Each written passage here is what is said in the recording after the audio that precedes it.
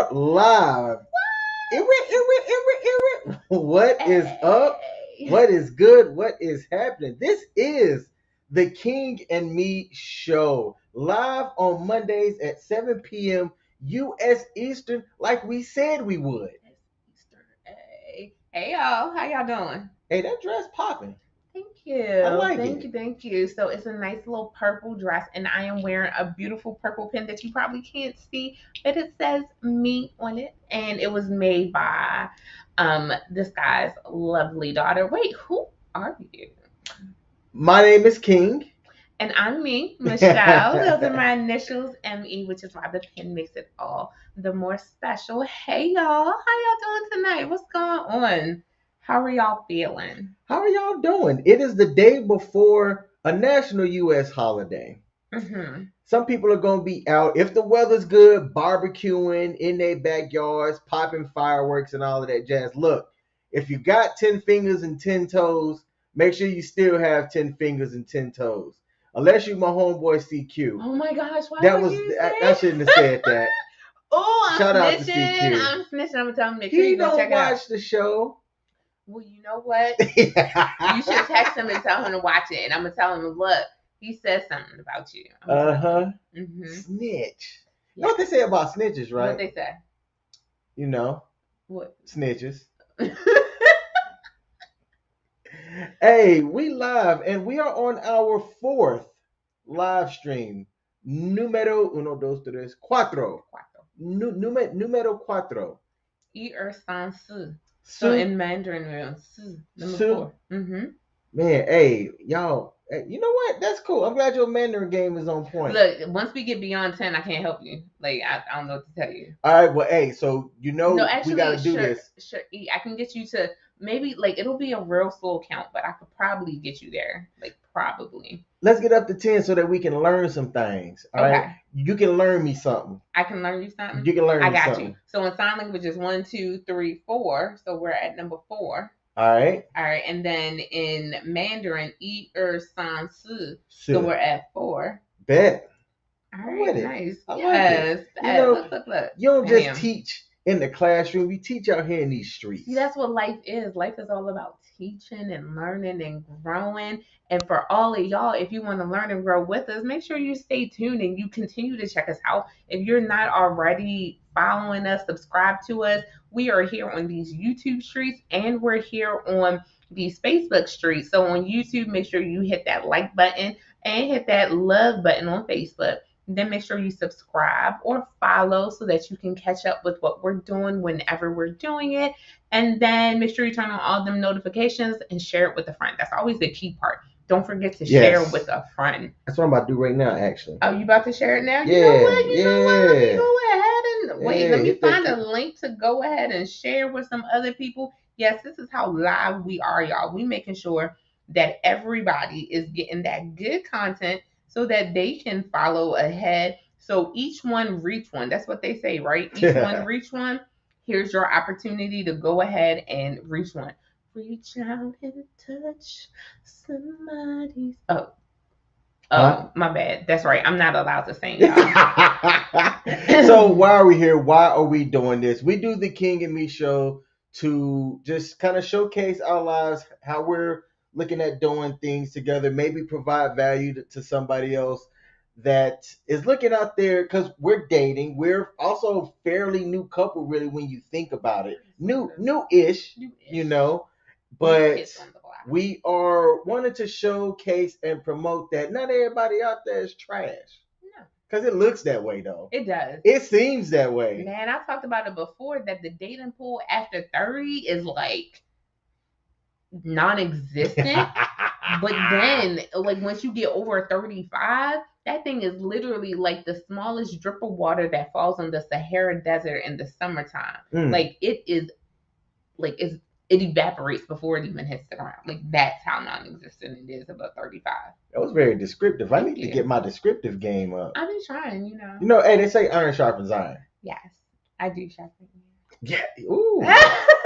Yes. All right.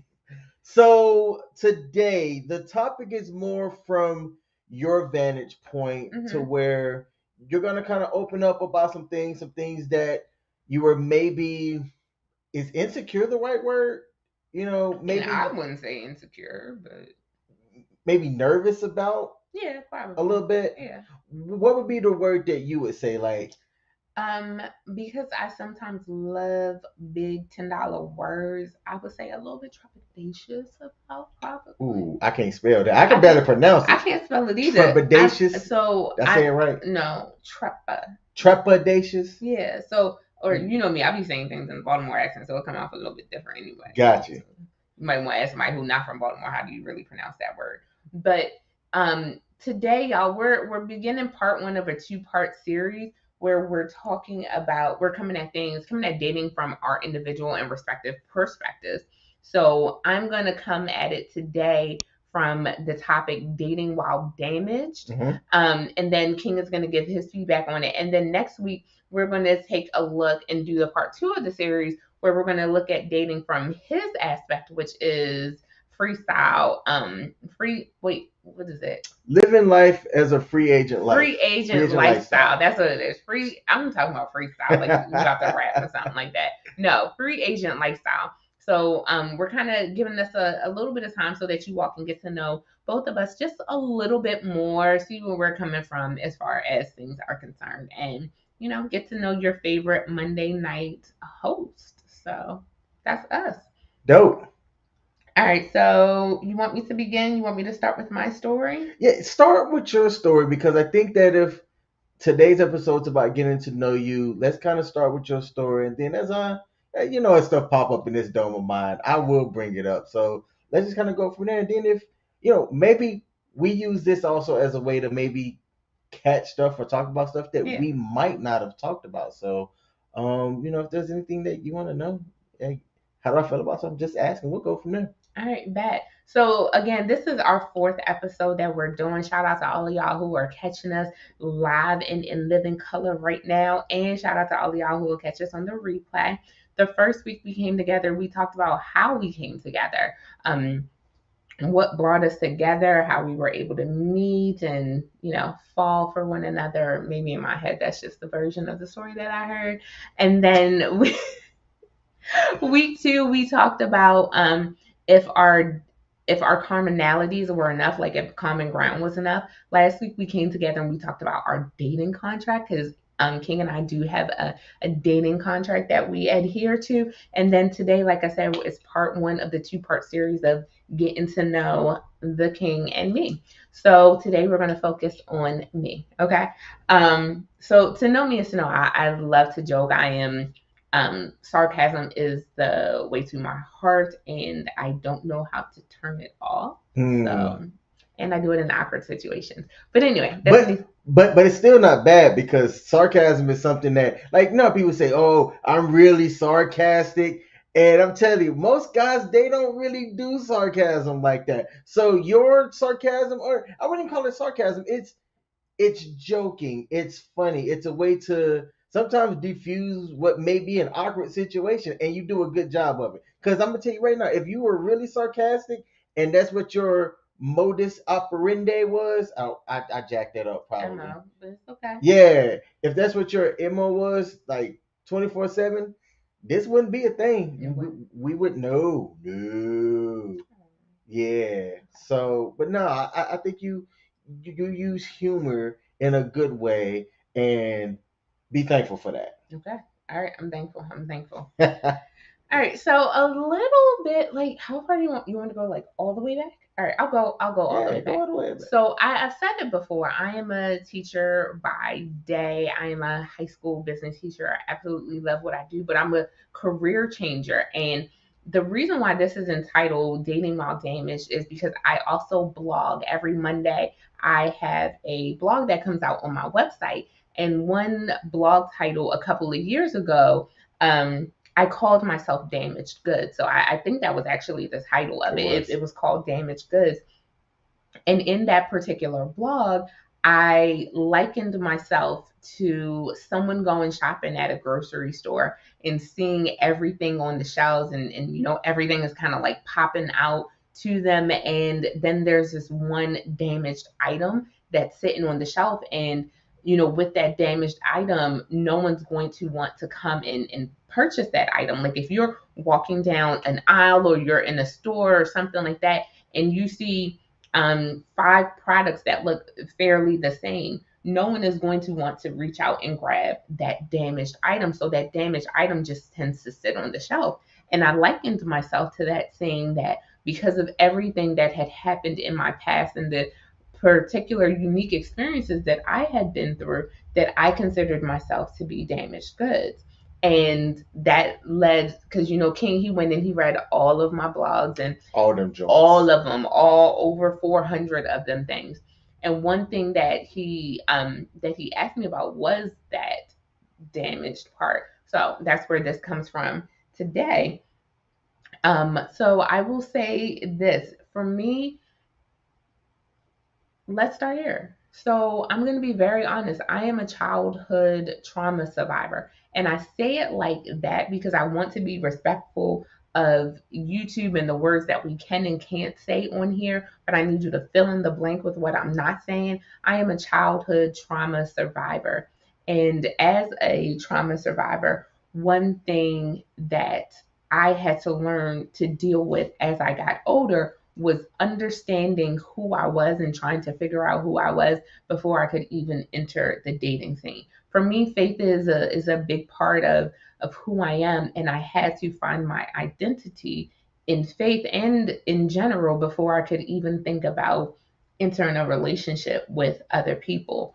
But because of what happened to me when I was younger, dating was very hard. I found myself at different points in my life in a season of what I believed my definition of high promiscuity. And honestly, my definition is probably pales in comparison to other people. But I found myself in a time where I felt like I was very much led by my body and by other things and other substances like alcohol. Alcohol was something that I turned to regularly. Food was definitely a comfort. That was something that I turned to. So I felt like I was always turning to these different things to kind of cope and make up for everything that I had gone through in life. And that's why I viewed myself as damaged and why I viewed myself to be in kind of a precarious situation that wasn't going to yield anything fruitful for me. And that kind of carried me all up and through whenever I wrote that post. And I don't know, that was somewhere between 2017 and at least 2020 when I talked about being damaged goods. So you're talking like when in the mind state of when you wrote that, you were in your 20s or your 30s? I was in my 30s because I didn't start my blog until I was in my 30s. Okay. So you were more reflective when you were writing that and thinking about it. Mhm. What was it about how you felt that made you like decide to put those words on there? Because I'm gonna tell you, in a list of things where it'd be like, well, if it wasn't for this, I don't know we'd be there. I was thankful personally that you did put content out there Mhm. that gave me the ability to kind of at least know who you were Mhm. or have kind of a sense about you. And one of the things that I told you early on is I said, hey, even though I read this from 2019, I know that that's not how you think now. Yet it was a part of you. It kind of spoke to, well, this is how she may work through things. So what made you go, you know what? I'm going to put this out there to be vulnerable and have like folks read. Honestly, I probably wrote that post because I had had a bad incident with someone. Like I probably had just gotten out of a relationship or I was probably just in a super reflective mode. If I wrote this in 2019, I was single because I'm recalling, like I recall various things in a weird way, but I was single in 2019. And I think I was probably writing that because I was tired of being single and I didn't understand why I was still single. One thing people would always say about me is that like on paper I read really well. Mhm. So if I read well and people find me attractive in person, then there must be something going on internally as to why. So I'm like, I must be some type of damaged good as to why dating is so hard for me, because I'd go out and I'd meet people, people would be attracted to me. We'd exchange numbers and like chat, and then it never really blossomed or went anywhere. I even went on dating apps. Like I remember I was on dating apps at the end of 2013, beginning of 2014. Wait, so you talking like Yahoo, Black People Meet, like? Oh no, I was on Black People Meet. I was on. Oh my gosh, I'm gonna say this, but I gotta hide my face. I was on Plenty of Fish, not realizing what Plenty of Fish was. Like I thought Plenty of Fish was a legitimate place that you could go to meet people.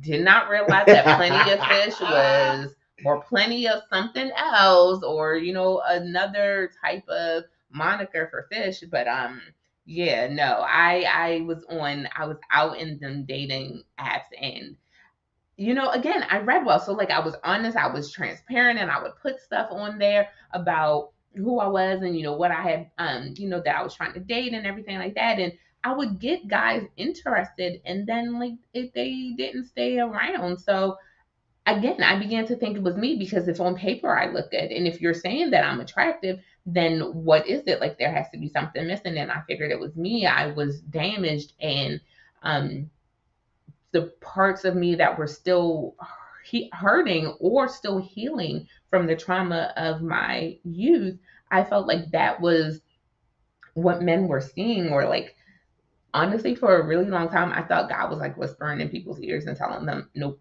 pass. Like you are not what she needs. So you need to move on past. I really did. Like for a really, really long time, that's what I thought. I thought God was whispering in the ears of suitors and telling them, run. Get thee away from thy. But like not a run as in, she's going to be bad for you, but in a you're not ready for her type Interesting. Of thing. That's honestly, that's where I was. That's what I thought. I thought that's what God was saying. Okay. I'm not going to say I don't still think that, because there are moments where I'm like, you must be having real good sidebar conversations with people, God. Like, I don't know. Has he said anything to you? It's look. I'm here. So well, not about running, but like in general, has he said anything? No. I mean, because if he did, and he said the same thing that he told everybody else, I wouldn't be here probably. I don't know. Well, maybe he thinks you have the chops to be able to like stick it out. And well, we'll talk about it later. I'll tell you like what made me look. The fact that you put all of this stuff out there, the fact that you were in my eyes transparent, is what led me to not run. Like I'm like, okay, there's a bit of vulnerability that she's putting out there, and as we're talking, the things are aligning to like what I was reading. I didn't really question and go, well, that doesn't make sense because she talked about this here, but when I'm asking her about it, the story's not sticking the same. Yeah. So had there been at any point where I thought I was getting played, I was out. Wile E. Coyote Roadrunner, meet me, just gone. So I didn't catch that from you.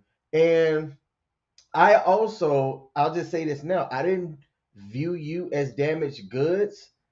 I understood what you went through as a kid when you wrote it, right? I'm like, man, that's tough. Yeah. On the surface, by itself, I wasn't sure if that was something that I would be okay with. The thing that helped me try to understand it was when I asked you about it and you didn't hesitate. But had there been any hesitation? Because I'm like, okay, you've written books. Yeah. You've already vlogged about it. You talked about it in one of your videos back in like one of your earlier videos. I told y'all he read and listened to all of my content. All of my content. So if you would have been hesitant about it with me, we would not have worked. The fact that you were as transparent as you were early on, that's what helped me go, well, yeah, something happened, to you, yet you are not healed. I don't believe people are just, oh, I'm coming to you fully healed. Here's my stamp of healing. Yeah, here's my stamp of healing. Accept this. No, but you were and are going through things to, assist and um ensure, I don't know, like that the trauma that you had received can best be allow you to live a life going forward that shouldn't hold you back, and also keep people that would like to be a part of your life away from you. Because I mean, I'm not an expert on this stuff at all, but there can be something that happens like that if somebody's not getting the help that they need ongoing, then they could have stuff comes up that if the other person like me we're not aware of it or whatever, go, I don't understand what's going on, so you know what, I'm out. Yeah, so if you're just tuning in, the title of today is Dating While Damaged, and it's because we're coming at dating from my perspective as someone who viewed herself damaged because of the childhood trauma that I had endured and kind of where I saw myself for a part of my life. I will say a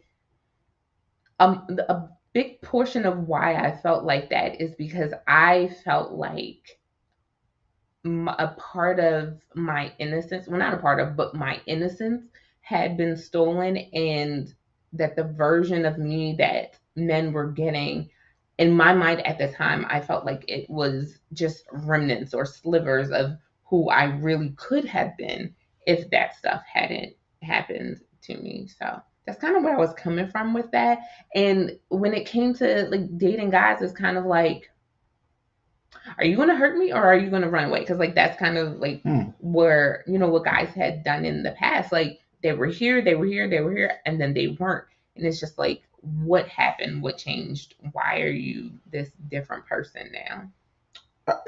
Get real specific with me. What was your outlook on dating after the trauma, from high school to, because you had several stages. High school, which most people date in high school, college, after college, as an adult. Like, what was your outlooks on dating in general? So for me, throughout the different stages, I would say probably literally, probably up until my 30s. Well, no. So before my 20s, my outlook on dating was simple. I just wanted a guy to kind of like keep me company. Like I didn't want to be or feel alone because everyone around me was in a relationship. And not when I say everyone around me, like I don't mean my best friends, but like I would go to school and specifically high school, and I felt like everyone was coupled up and I wasn't. So back then, I kind of just wanted a guy to not be lonely, not be an outsider because I felt like an outsider for so long that I didn't want to feel like one anymore. In my 20s, I was all about partying. Like, not all about partying. I did kind of click over into adulthood probably around like 26, but I stayed in college 2 years longer than I needed to because I decided my first 2 years of college to kind of party through and I had to make up that time. So the 20s was kind of me trying to find myself, me having this ideal that I wanted to be married by 25, and 25 I wasn't even dating anyone. Like I don't even think I was remotely close to dating anyone. So I had all of these dreams and visions of what I thought it would be, and in reality it wasn't panning out that well. And something that I didn't learn until right before my 25th birthday was that my environment needed to change. I was still in Baltimore City at that time, and my trauma was from Baltimore. So I kind of looked at every guy that I met in Baltimore as being linked to my trauma, even though they didn't cause me any type of hurt or pain or anything like that. But see that's tough on potential guys that might want to stick around long term, but then you throw something at them that makes them go, oh, this is way too difficult than it needs to be. Yeah, and like I get that. So I look back in hindsight and I'm like, I see that I didn't make it easy for guys to date me, especially in my 20s. I knew I didn't want to stay in Baltimore. Like by the time I was 20, I welcomed my 25th birthday in my new city, and I knew I couldn't stay in Baltimore. Like Baltimore didn't have the growth that I needed it to be. And I saw that I see that even now, like as an almost 37-year-old woman, I see that there are still people in my hometown who kind of had to blossom outside of Baltimore before they could come back and like plant there. So I figured I needed my time outside of Baltimore. Like I figured I wasn't really going to grow the way that I wanted to staying there. All right, so from 18 to I'm just gonna say 25 because that was one of the ages that you gave. Mhm. Thinking about things now, was there anybody that did come into the picture that had good intentions for you that it didn't work out, and you can raise your hand and say it was likely more because of me? Oh yeah, there is one particular guy. He actually just got married a couple weeks ago, and his wife is gorgeous. Like I love their relationship because we're still friends on social media. He is someone that I messed that up, and I even apologized to him in my 30s. I don't remember exactly when in my 30s. It was probably like when I was 30. I apologized to him because I recognized I messed that up. Huh. I came into that you know, things happened, but I took one quality about him, one facet of him, and I blew that up and then I pulled away. See, that's what. Say Not it. you. Go Just ahead and say it. Go ahead and say that it. happens way too often. Listening to other guys that are currently dating and stuff, like Mhm. talking right now, you'll get you ask a lady. Now, this is a bit of a sidebar, a little bit Okay. of a tangent. Sidebar. You ask a lady what they want from a guy, they might give you a 50-point bullet presentation on, how this guy needs to be. You ask a guy what he would like from a lady, you might get like 5 things, right? But those 5 things kind of encompass a lot. And of those 50 things that the lady would want from a man, he do one thing wrong. If you're looking for a reason to get out, that is what you highlight. And most of the guys is here going, what are you talking about? Okay. So in it, I don't even want to say in my defense because I recognize that I was wrong. But I will say this: it wasn't a character flaw.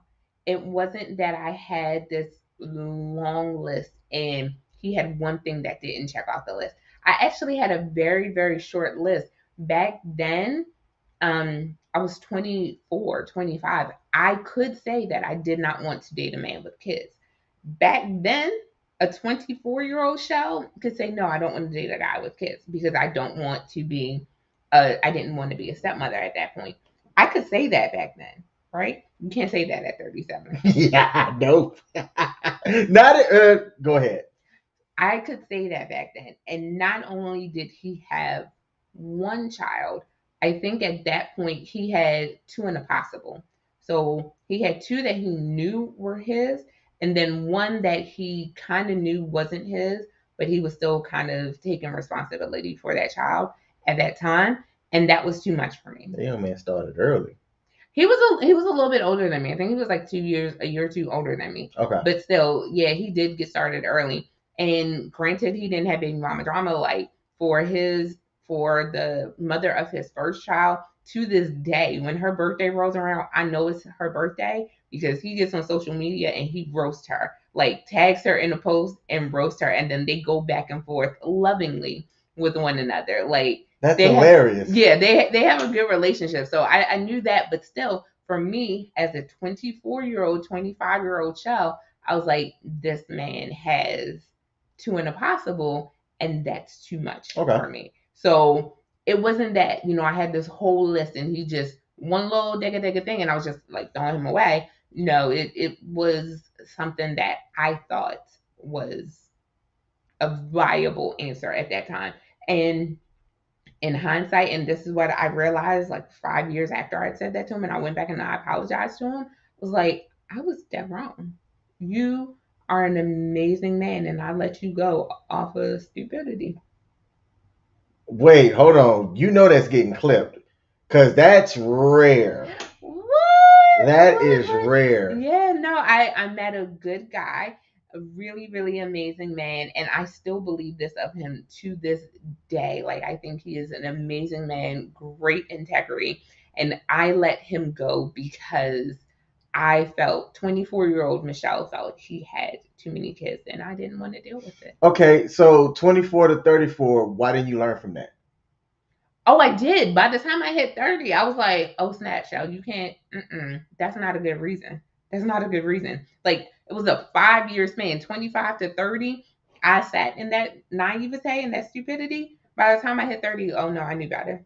I Okay. knew better real quick. It didn't take me long. All right. When I met you, I didn't see someone that, was currently traumatized from their past.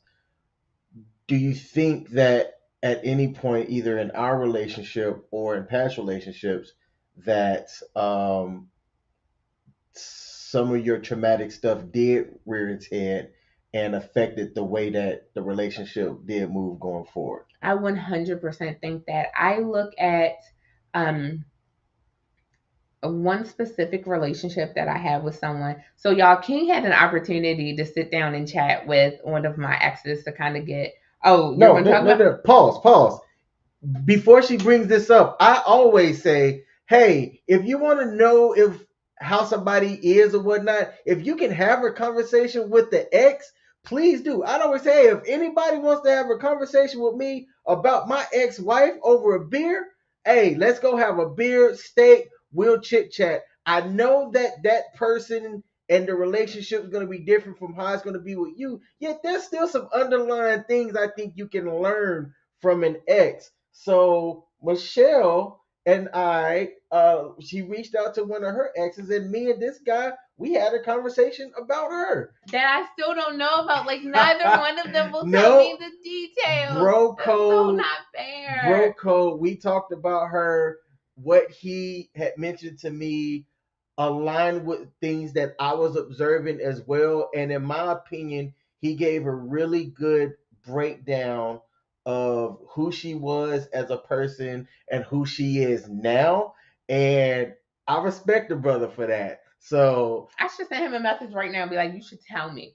Matter of fact, you know what? I should send him a link. I'm gonna send him a link to this send him and a tell link. him to like pop on and watch because I am still feeling bitter that they won't tell me what they talked about. Like, what do you mean? Why can't you tell me? Why can't I know? So Now, peep what we just said. Peep what we just said, right? We're both grown people, right? Talking to other grown folks. Like y'all really, when you think about it, life ain't that long. nope. Right? Life is not that long. But I don't harbor any ill will towards any of my exes or anything like that. Um, and I don't have any jealousy towards anybody that's been in her life or whatnot. Like she's lived her life well before she knew me. Michelle lived her life well before she knew me and vice versa. But I thought it was pretty cool to be able to have a conversation with one of her exes about her. So when they had the conversation and that I still don't know about, thank you for not sharing. When they had that conversation, one thing that I kind of like led King in knowing is that I messed up that relationship. Like I take ownership for my fault in that relationship. So your question was what are some things from my past that like may have like kind of hindered me in like current relationships going forward? Yep. So in that relationship, I didn't trust him. And he in hindsight, he didn't necessarily do anything to me for me to not trust him. But I just always thought that he was gonna leave. Like I kind of lived in that fear mode that every guy is going to leave because what happened to me in my childhood was done to me by a family member. And then I was still suffering from, I guess we could, lump it all together and say, I also had daddy issues because my dad wasn't there. So I had like those two things competing with one another. So I always thought that every guy was going to leave. And because there was a portion of my brain that thought that every guy was going to leave, I had to find a reason to leave the guy first. So that caused me to think, oh, he's cheating on me. I need to leave. Like, I need to get out. And I was so mean to him. Like, I've apologized profusely to him, and I sent him in the link. So I don't know if he popped on, but if you're here, you know exactly who I'm talking to. I am so sorry for how I was during our relationship. And then unfortunately, also during our relationship, I experienced some really devastating mental health issues. And that also contributed to why I felt like I was damaged. Going back to the dating while damaged, I know that I have, mental health things that I'm still healing from. Like, yes, I legitimately have been diagnosed with OCD, obsessive compulsive disorder, and I have been diagnosed with ADHD, attention deficit hyper disorder. And I know I have anxiety issues. And because of what happened in my past, I know I have depression. And I do still suffer from PTSD, post traumatic stress disorder. I have a mental block that blocked out the first 8 years of my life. So I don't remember anything that happened. So I was like taking all of those things into consideration. And I was just like, I am damaged. Like, how in the world could anyone want to date me? And I feel like I took that out so excessively on that particular ex, and I know that I am the cause of my relationship with that man not working out. And part of why I know that is because he is also in a thriving relationship with a beautiful woman, and they have two amazing children together. So I'm looking at that and I'm like, it couldn't have been him. Like, it couldn't have been him. And that's what I say to like all the guys that I dated. I used to always joke and say that like I'm kind of like a stepping block, because after men they go and they go be with like the one they're gonna be with forever. So I was just like, if that keeps happening with every guy, then it's like I'm the problem. Now, you said a handful and you said a lot. Okay. And I went into our relationship hearing all of that, Yeah, reading he all knew of all that, of this. Like, this is not new stuff to him, y'all. This is not knowing new. all of that. So what you might not have known, I think I revealed it to you a little bit later on, is I did seek counsel in my homeboys. Say, hey y'all, this I've been introduced to somebody. This beautiful woman named Michelle. Here is the things on the surface level, without really revealing not too much. Okay. And initially, right, things weren't looking favorable. Wait, who said something? Who said something? Don't worry. Tell me their name. I'm just gonna say hi to them. Don't worry about all that. Things weren't looking favorable because look, what you said. When I came out of my marriage, I entered the dating market, and this is something that we're going to talk about next Monday when we talk about more of my outlook. And so make sure y'all come back, y'all. Yeah, come back, and you'll hear about what I've subscribed to, what's called the free agent lifestyle. Shout out to Coach Greg Adams.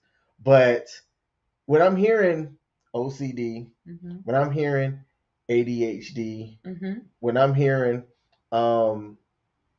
childhood sexual trauma, when I'm hearing therapy, when I'm hearing a lot of these things, like not to put stuff on the scale, but you put this stuff over here on this part of the scale, and then you go, what am I signing up for? Yeah.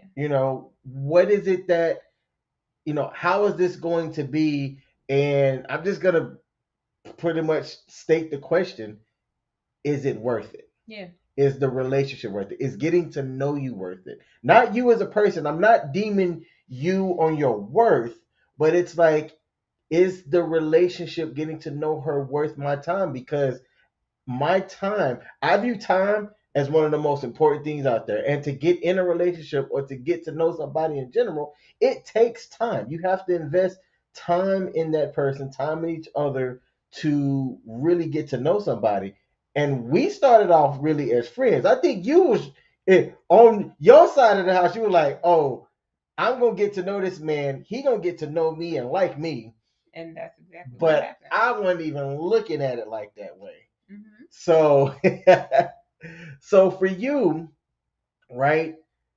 You came into our relationship in my eyes as somebody that is working through life, but doing it in a healthy way. And I saw that. So for me, it's like, all right, I'm aware of all of this stuff. Yeah. Yet she also is actively working to improve her mental health, working to improve her physical health, working to not come out here and be somebody that's just going to be like, take me as I am. I mean, I'm not the person that, hey, look, if you try to take me as I was, let's say a year and a half ago, you would not have like, I had no business being out dating, right? I needed to do the same things that I saw that you were doing.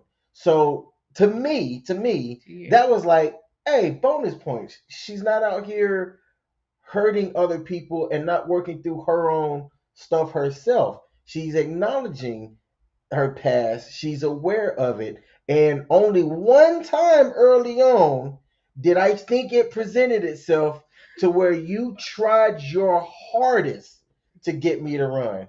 But I saw it. I And saw he it. didn't run. I saw it and I did not put my track shoes on. I said, no, I'm not, no, you are not. Matter of fact, I didn't quite tell you to cool off, but I was like, look, everything's gonna be okay. I might have said you tripping right now, which in hindsight might not have been the best thing to say, but I told you, I said, look, I'm not going anywhere. I don't understand or know what you might need at this point, but what you're observing or what you're trying to do, you don't need to do. And then I said, I'm gonna go home. We're good. When you are in a place where you can talk, let me know. You wait. Ooh, I'm gonna tell you right now. Had this not been the current version of me, and this was we met earlier in my life, and you tried that, I wouldn't have stuck around. I would not have stuck around. I would have left you before you had an opportunity to, you know. Whew. Hashtag growth. Okay. Thank you. Thank you. So like that's where I sit with that. Okay. So yeah. But What do you have for me? so like for me, I think one of the things that there are there are a lot of hurt people who are walking around the world, right? A lot of people who are going through so many trials and tribulations, no matter how much they share openly or not. And until we heal from those situations, we're going to continue to, unfortunately, bleed on people who did not cause us to bleed. What what would you say to a guy who, especially like it's unfortunately not a unique situation for a guy in 2023 to be dating a woman who went through sexual trauma, regardless of the age. It's not uncommon to run into that now. So, what advice would you give a man, a young man, a grown man who may be dating someone who experienced sexual trauma? Oh, that's a good question. That is an excellent question. Oh man. Okay, so I'm going to start here. Okay. I would really have to assess, and look, I'm not no expert or anything like that, but I really like to assess, like where that guy's at, right? Like Mhm. what's he doing? What's his vision? What's his goals? What's the path that he's trying to walk? Okay. And then ask him, with the person that he's with, Mhm. how does that person fit into that person's path? Because I want to say it like this: like if I wasn't in a good spot in where I was at, the reason why I say that we wouldn't have worked out is because I wouldn't have really been able to also um take on what might have occurred that Yeah. you would have just say it right, you would have added to, Yeah. and then us be able to work through that well. So I would tell a young man, hey, look, where are you at? If you're not comfortable with where you're at in life, you unfortunately, hey, what happened to the person happened to the person. It's it's not on you. Mhm.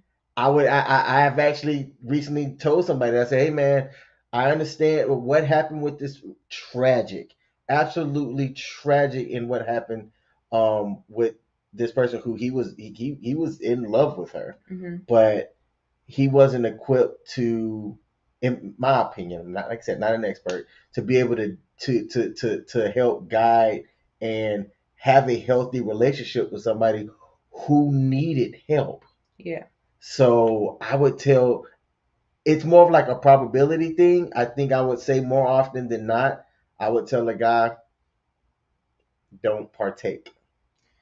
So I like your answer, and I will also say this to anyone out there: you should not, male or female, you should not get out and date while damaged.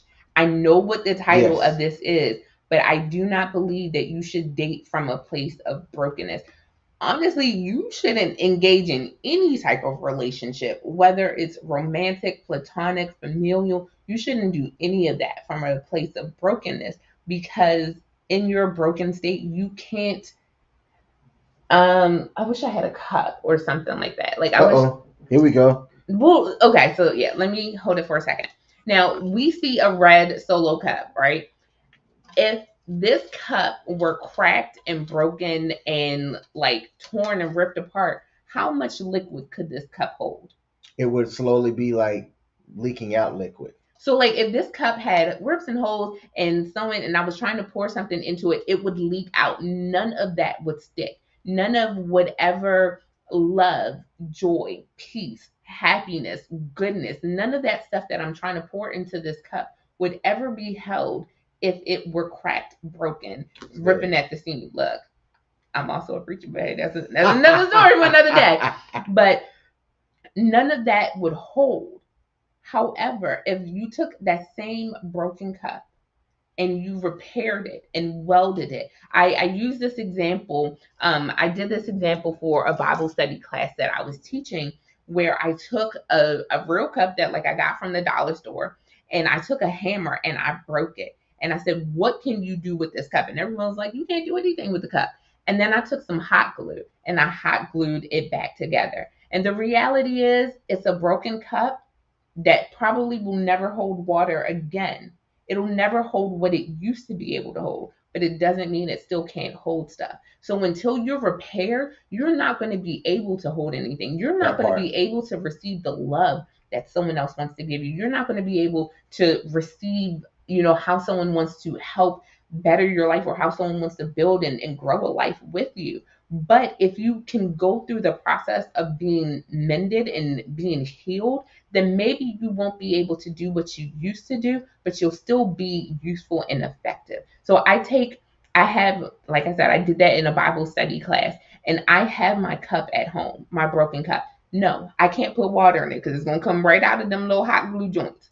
But I do use it to store things and to hold things. And it even holds a promise that I wrote to myself back in 2017. It's something that I still keep. So I would say to people, don't do anything from a place of brokenness. Do everything from a place of healing or healed. Because when you can do it from there, yes, the results are not going to be the same as they could have been before you were hurt, but they will be so much better than if you were still hurting. Hmm. So that's what I say to people. Avoid it if possible. Yes. Yes. Now I will say, because of who I am, because of my faith, because of what I believe, I truly believe that every day that God allows me to get up is another day where I can continue to heal. And God continues, my God, He continues to work out some healing things that He's doing in my life on a daily basis. And I'm grateful for it, because that means that I am not perfect. Because if God isn't trying to heal me or continue to work on something within me, then I just might get arrogant enough to think that I'm perfect and Ah. that there's nothing wrong with me. I don't have any areas where I could grow. And that would be an erroneous thought. Like, that is not true at all. Hmm. I still have growing to do. And the growing that I do every day makes me a better person for everyone that I engage with. It makes me a better person for my students, for my colleagues, for admin who may pop in every now and then. Hey there. Um, it makes me a better person for my friends, and it makes me a better person for you. So I'm grateful. I no longer think that I am a damaged person out here dating. I think I am someone who has experienced damaging things, but is healed and technically off of the dating market. Good, good. What other questions did you have for me? Let me see, because I typed them up and then I sent them to you, and I like I'm going to toot my own horn for just a little second. I There's a lot of good stuff that goes on up here. Sometimes. There's a lot of good stuff that goes on up here. The issue is I have picked up my family traits on the early side, and you met my family. Y'all, that's the weekend. Oh, let me tell y'all. Oh, wait, no, don't sidetrack yet. Okay. Don't See? sidetrack yet. So that's an issue. I get sidetracked, and it's like, ooh, squirrel. What other question do I have for you? I asked you about advice. Okay. What were your honest thoughts, really quickly? What were your honest thoughts when I told you about my past? Because like I went into detail. From King, I don't keep secrets. We're hot with one another. So I told him about my past. So what were your honest thoughts? My honest thoughts, I kind of said a little bit, but I think I'll just add a little bit more. I thought it was, I thought it was sad. Mm-hmm. I thought it was sad coming from the standpoint that I am a father of a girl. I look, I don't know if this is the right thing to say, but I'm just going to give you my thoughts. I thought, what if that happened to my daughter, And I didn't feel sad for you. I felt sadness from the situation because that should not happen to anybody, let alone somebody as young as you were. So when I read it, right, it was different reading it from then hearing it from your mouth, like having you tell me what you can recall and things like that. So it was a bit of sadness, and I was angry. I was definitely angry. I felt anger at the situation, with the people involved, and those were probably the two biggest things that I thought and felt at the time. And I also wasn't sure, with me expressing how I felt, how you would have felt about what I felt. So, but I wanted to at least be open with you about how I felt, and just kind of go with how you felt about what I thought about the situation. I had hoped that you wasn't nervous at all, and that you would extend some grace to me, sharing it, and that you didn't think in your head, all right, if I, tell this guy, get out my mouth, then he's gonna bounce. So I was thinking about that kind of stuff too. But like I said, overall, it was the same grace that you gave me. It's like, all right, like I'm giving this to you as well because you are being open about it. He said if you would have hid, lied by omission, I think, or just if stuff just didn't seem to add up, I would have been gone. All right, that's fair. Thank you. So one thing I was just kind of alluding to this past weekend, King and I, King came with me down to see my family in South Carolina. And funny story, Amy thought we were going to see your family. So she was like, "Did you get to meet any of King's family?" And I was like, "No, boo, like he was coming to meet my family." So King got to meet my dad. Pause, and though. What? Is it sometimes the way you communicate? We don't have to figure out how you communicate. I don't think it's me. Okay, my bad. I'm perfect, remember? How are the people that's closest to you sometimes ask the most obvious questions?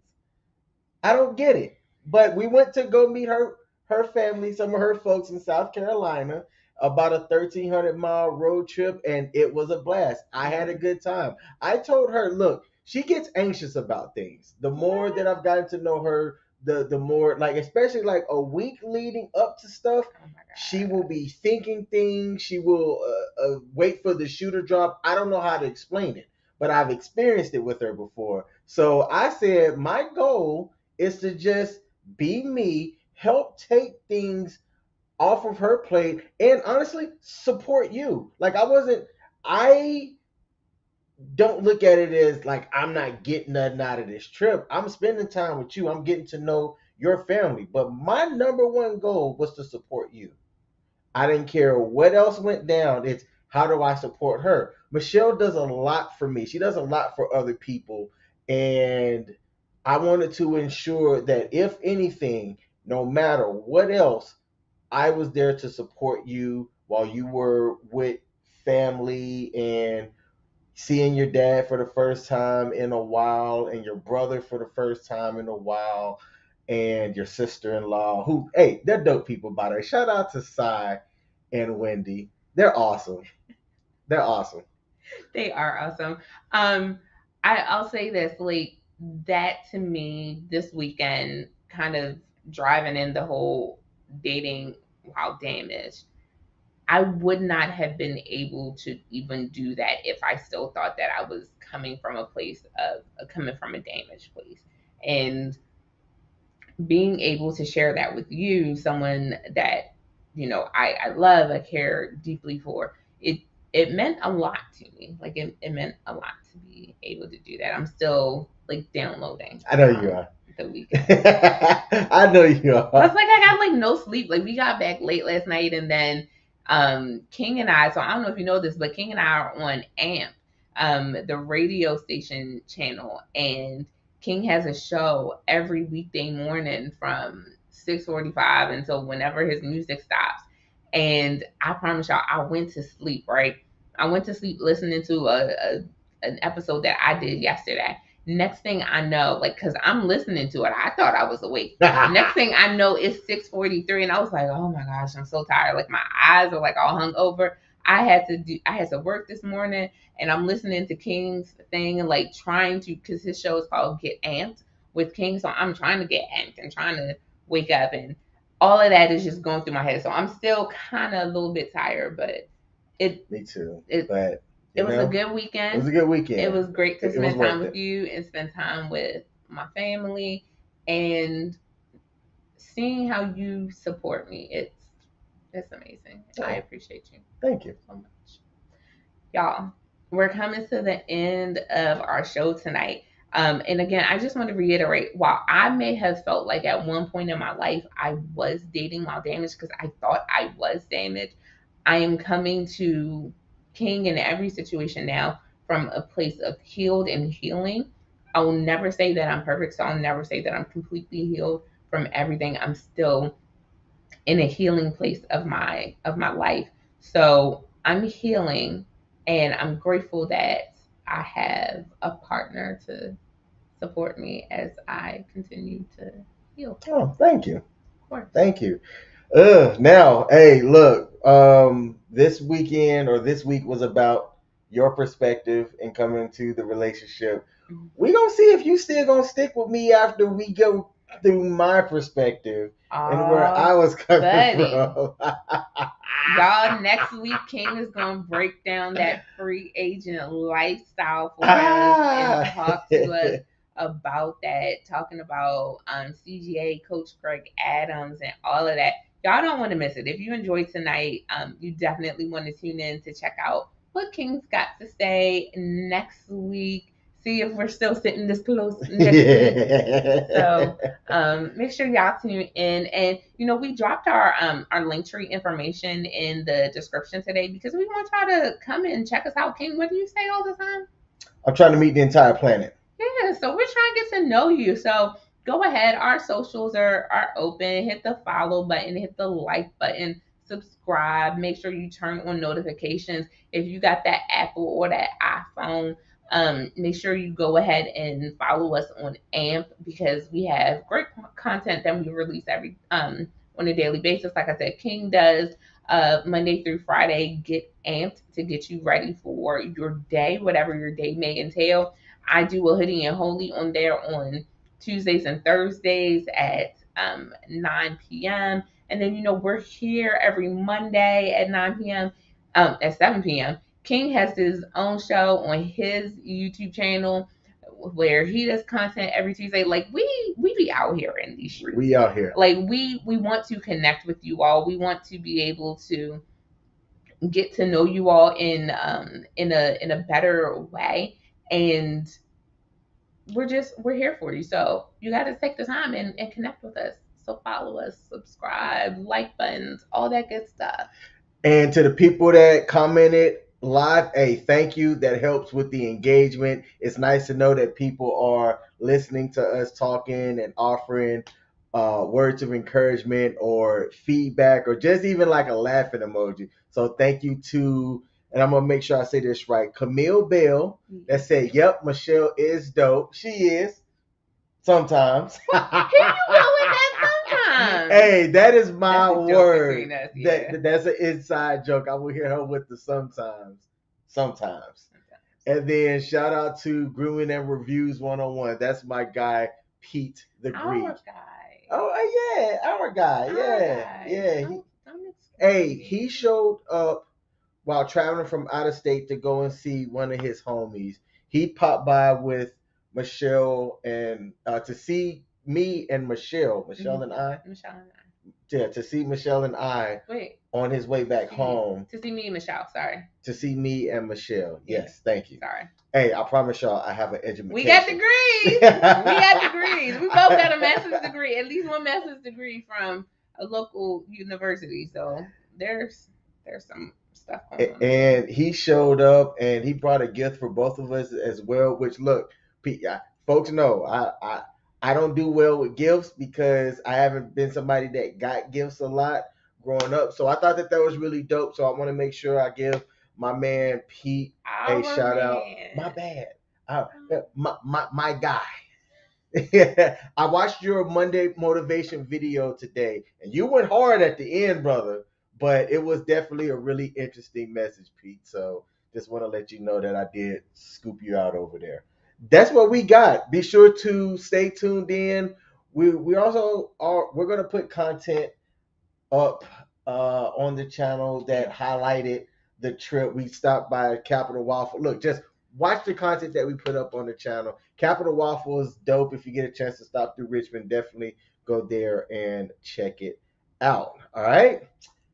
That's it. I don't think we have a sign off besides how we normally sign off our show. So we're going to say goodbye so I can get Michelle's lips. Peace. Bye. Good night, y'all.